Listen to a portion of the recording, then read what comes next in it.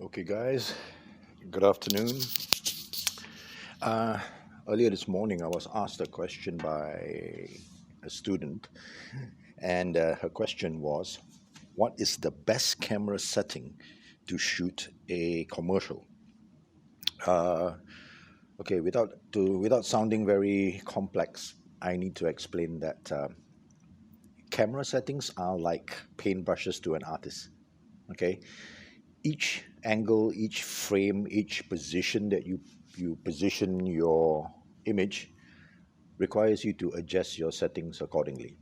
Okay, now that is why film courses and film degrees take 4 years because it's not an answer that can be done in one video. All right, so well, that also reminded me that I also have to start producing some tutorial content for camera work. And I spent the entire lunch hour thinking of the best way to do it and the most efficient way because I would really love to get at least a 10-minute video out every day touching on the various topics. So today I'm going to use my phone and hopefully I can explain a few key camera settings so that you guys can get started with. Okay, now I'm using a Redmi Note camera phone, and as you can see, this is the app that is being used by the phone itself. You can change to video, you can change to photo, you can change all of the features. All right. Now, the feature that I love, or the reason that I bought this camera in the first place, was because it actually has pretty good manual controls. All right, I'm going to aim it upwards so you can see that over here in this area here, I have a lot of things. Like, for example, I can choose what lens I want. I can choose exposure compensation. I can choose what ISO I want, what shutter speed I want, what kind of focusing I want. I can choose right down to white balance. And these are essentially the key features for all professionals. Okay, so if you guys can bear with me for this short video, I'll explain the elements one by one, and hopefully we'll get to see how the camera works out. All right, setting number one would be your white balance. Okay, so let's touch the white balance and let's study it. Okay, I'm going to shut the camera down so you can see all the settings. Now, if you look at the white balance menu, you've got automatic, which is A. You've got this bulb. Bulb refers to tungsten. Okay, the image becomes very blue. You've got this sun, which is daylight. Okay, that looks pretty all right. You've got the tube, which is essentially for fluorescent lighting, which is what is happening up there right now. All right, that's fluorescent lighting. You've got a cloudy day, which is basically outdoors with a little bit of sun. All right, and you can see that it's going to be a little bit orangey. Okay, the setting that you want is never, I repeat, never automatic. Okay, you do not want to have one video clip in one color and then the second video clip in another color.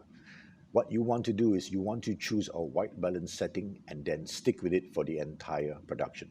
Okay, now in this case, my recommendation would always be to use daylight, which is the sun, and just leave it as it is. All right, no matter what you do, wherever you're recording, just use daylight. Okay, that's option number one. Now, for your cameras, for your DSLRs, you will need to find how to set the white balance.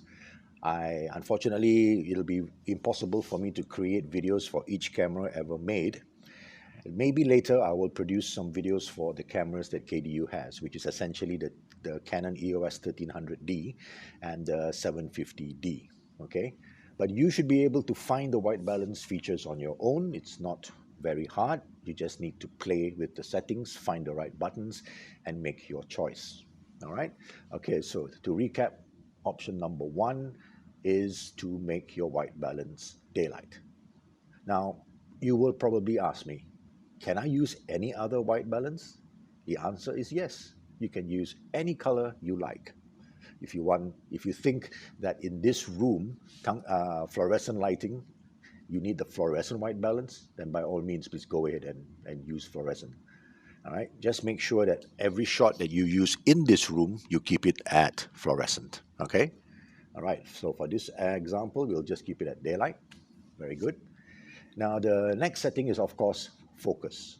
And if you look at the focus wheel right now, my camera is set to touch focus. So if I touch something, it'll focus to that point. If I touch here, it'll focus to that point. If I touch here, it'll focus to that point. Unfortunately, the rest of my settings in my phone is also set to auto. So what you're going to see is you're going to see my phone, the video getting brighter and getting darker depending on where I click. So if I click in a dark spot, the settings will change.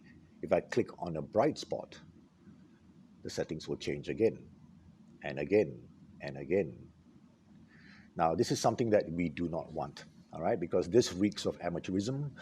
If you produce a video and your color and your brightness changes from clip to clip, people will know that it was shot in auto mode. And nobody's going to pay you lots of money if they can do it themselves. All right, so you're going to need to do something better than the average Joe. You're going to need to produce something better than the average Joe. And the only way to do that is to actually master your equipment. So the first step is to change your shutter speed. There we go. All right, so now if I've actually had sessions with you and I've taught you photography to a certain point, you should understand what a shutter speed is and what it does. If you do not know what a shutter speed is, I recommend you just Google it or go into YouTube and type what is a shutter or type explanation of shutter speeds, and you will have a pretty good explanation over there. For video purposes, we are only going to set our shutter speed into multiples of 25. Okay, now for my phone, it doesn't allow me 25, so I'll go to the next one, which is multiples of 50. All right, so here we go. 50, that's great. I can use that shutter speed. I can also adjust it and go down to 100 if I like, or 125 if there is one. There we go. All right. Now here's the problem. If you look at 125, you will see the shuddering on the screen, that little flicker. Okay. Now that flicker is because the electricity, all right, the bulbs that is up there in the ceiling is flickering at a rate of 50 frames per second. That is called our electrical base frequency, which is 50 hertz. Okay, if we were in the United States or if we were in a country that has a slightly different electrical power supply, the flicker would be at 60. It would be a slightly different setting. So the simplest rule of thumb here is to start with 50. If it doesn't flicker, just leave it at that. Okay, so a lot of you now are probably getting confused because if we were to shoot a DSLR, you would realize that I would always tell you to change the shutter speed to a point that is higher than 125 because you don't want camera shake. Okay, so let me remind you that this is not photography, this is video. And video has camera shake. This motion, this speed is what we want. This is part of filmmaking, all right? And if you look at my fingers right now, you will see a blurring. All right, that is motion blur, and that is because of the slow shutter speed. And this is acceptable. This is perfectly fine. This is what filmmaking is all about. All right, the illusion of speed is shown in a blur. Okay, if we were shooting slow motion, or if we were shooting a bullet shot, or somebody throwing a ball at you, then you can increase your shutter speed to a higher point. Okay, you can go up to 250, 200, 500, as long as it's multiples of 25. All right, so let's try 200. Yeah, 200 is fine. Now, look at my hand. It's a bit dark, I agree. All right, but look at the hand. You can see individual frames. It looks artificial, very, very artificial. There is reduced motion blur. Okay. Now, this is only reserved for slow motion shots and special effect shots. So never ever do this unless it was planned and it was intentional. Okay. So always keep your shutter speed at 50 or 100 max. All right. Let's see if there's 100 here. Do we have 100 on this phone? 80, 100. Yeah. Okay. 100 is not bad. 100 looks pretty nice as well. Okay, for your DSLR, it'll be the same, either 50 or 100. Just leave it as that. Okay, next is your ISO. Now, if we were talking for degree students and the degree students are finalizing their final year project, and if they were to use automatic ISO, I would poke them in the eye. But if you're a diploma student and you're beginning your journey on filmmaking, then the emphasis of your classes is on content creation and not so much on technical expertise. Okay, so depending on which of you or who are you are watching, okay, if you're a diploma student, by all means leave it on automatic. Let the camera handle the brightness and contrast. All right, see, it's changing, it's changing, it's changing, it's making its own decision, and you are getting a decent look. Okay. Uh, if you're a degree student, on the other hand, then your job would be to create a look and feel based on a specific ISO. Now, let me explain why an ISO is important. By the way, guys, ISO refers to the sensitivity of the sensor. Okay. In this room right now, it isn't very bright. So in order for the camera to capture an image, the camera has to boost the signal. It has to boost the video signal. And the fastest way that it boosts the signal is to, of course, increase the ISO. Now, in my phone, the highest ISO I can go to is 3200. Okay? The lowest ISO is 100. As you can see, ISO 100 is virtually almost black. ISO 3200 is, well, not so bad. Okay, I'm going to take the camera now and go to the window, and we're going to see what the outdoor view is like. Inside this room, 3002 looks half decent, not bad. Let's open up the window to let in some bright sunlight. Okay, and you can see straight away 3200 is way, way, way too much. Okay, way too much. I'm going to bring the ISO down to 100. Let's see how it looks like. Whoa, even 100 is way too much. Look at that. Look at the whites. All right, it's all burnt. This is called overexposed and burnt. Now, ISO 100 is the lowest that I can go to. I can't go lower than 100. So what do I need to do now is basically play with the shutter speed. All right, so I've gone to the shutter speed, and I'm now going to increase the shutter speed to multiples of 25. I'm going to go to 200 now. There we go. Look at that. Much better. Still a bit overexposed, in my opinion. I'm going to change it a bit more. I'm going to go to 250. And there you go. It's getting better. I'll go slightly more, maybe 275. Is there 275, 250? No. Okay. It's locked. And I think you are beginning to see why professional filmmakers don't use handphones. Even though Apple would have you, they would say, oh, we have shot with our phone can shoot pro grade quality. Yeah, that's nonsense. Professionals don't want to use phones because they are slow, not because the optics is bad or good. All right, in order to do a setup with a phone, I have to press so many menus. By the time I finish, the shot will be over. All right. All right. So as you can see, we've done it in a few steps. Step number 1 is your white balance. Step number 2 is your shutter speed. In this case, it's 500 multiples of 25.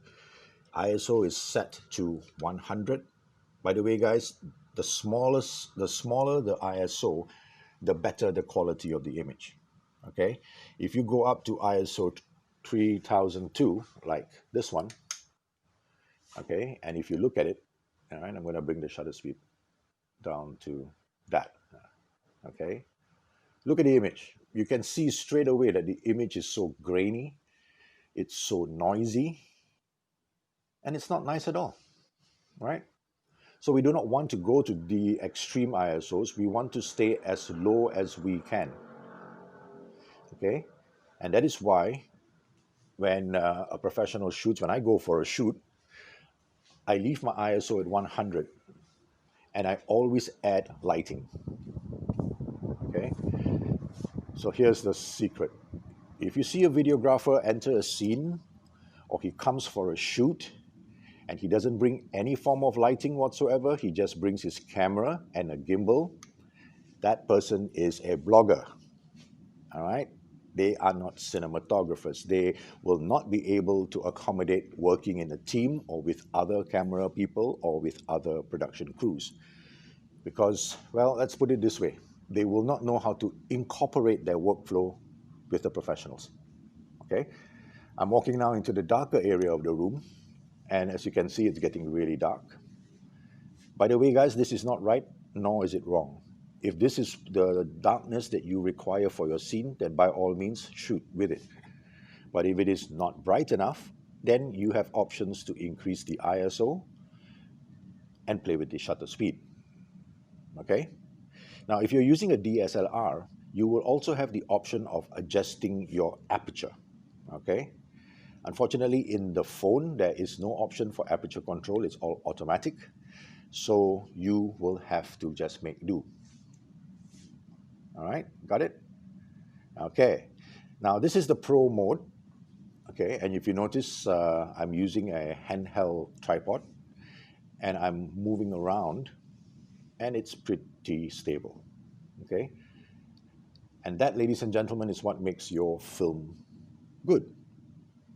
Movement that is sleek, smooth, planned. All right. If I were to click the video function, which is the standard video function, you will notice that instantly the image becomes much better, much more bearable, but you will also see a little bit of flicker. All right, look at my hand. See the blurriness of my hand? Yeah, that is the camera adjusting the shutter speed and everything automatically. All right, now watch as I move from the bright area to the dark area. The camera is going to change the shutter speed and everything is going to change accordingly. See, the blur has changed as well. Now it's more blurry. Okay, even the colors have changed. The white balance, my hand now here in this area is pretty pinkish. But as I come out here and it's starting to shift, there's a little bit of a color tinge as well. Okay, all right, so let's recap. Let me turn this around. Okay, so let's recap. What makes a great shot? Great shot is number one. I'm going to write this on the board so that you can visualize it later. Okay, let me just turn this back around. Boom. Okay, so step number one, set your scene. All right, in other words, hang on. In other words, before you even whip out your camera, place your actors, find a location, place your talent, let them act in that scene. Determine that that's the actual area that you want to shoot in. Then bring out your camera, all right? So step number two, set cameras, following action.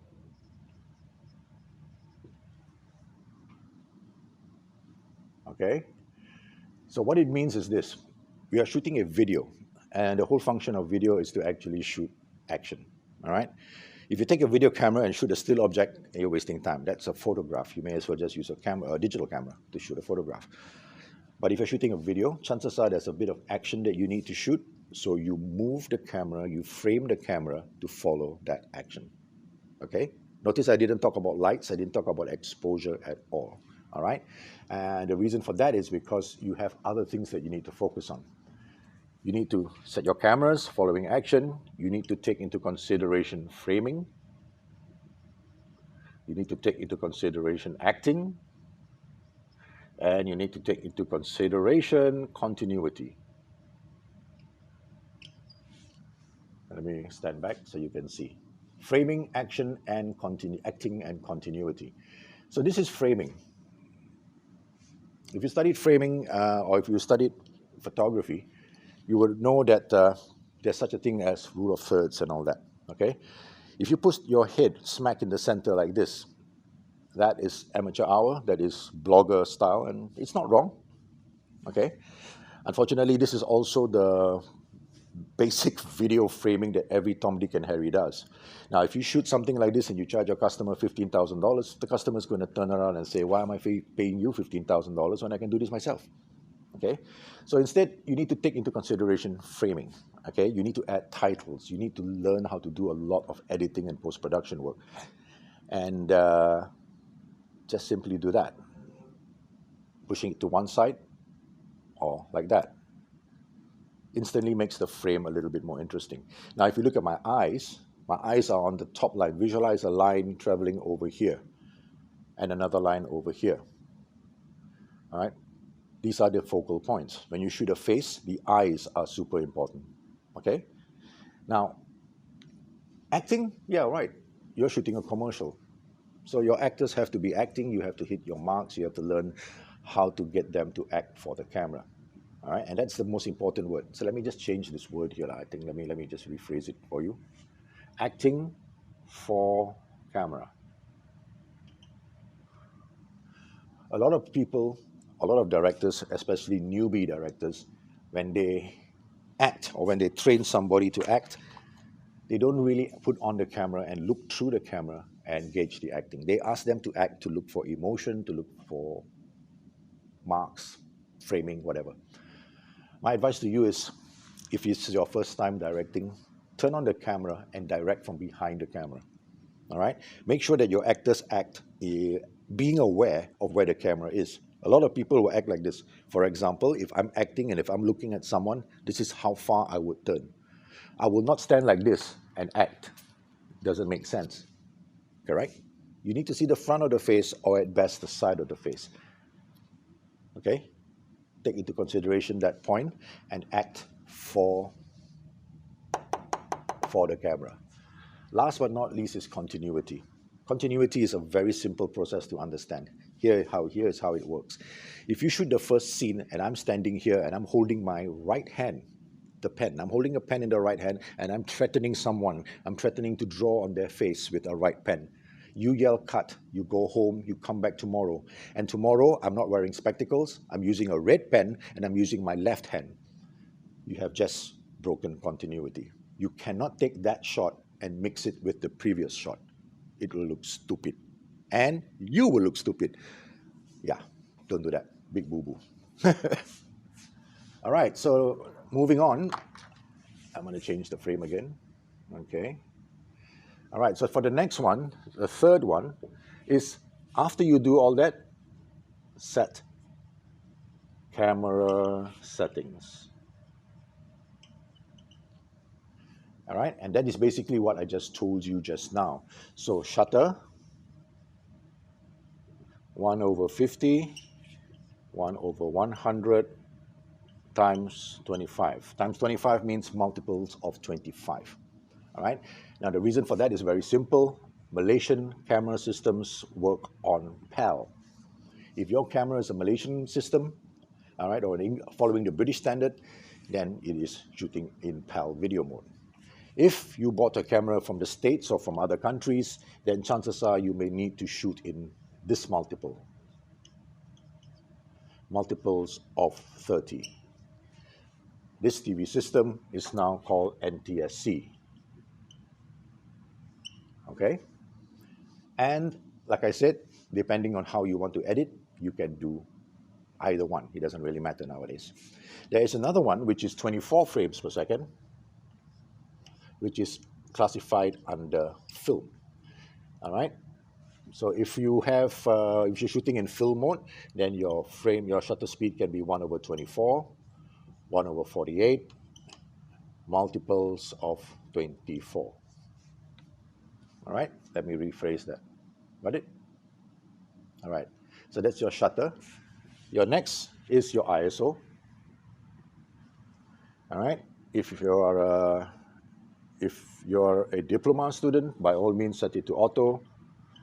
Focus on your performance, focus on the setup, focus on your story. If you're a film degree student and this is your final project, you should be knowing it by now.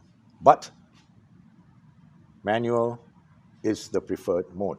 Okay? If you don't know all this, yeah, let me know. If you're a diploma student, don't worry so much about it. You will get it eventually. Degree student, if you don't know this, yeah, we have a problem.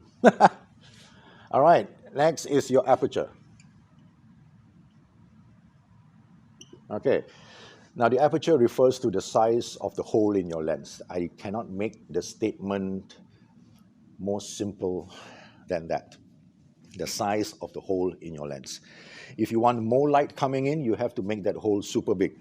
Okay, and a super big hole means your aperture has to be small. 3.5, 1.2, 1.4. That small number means big hole.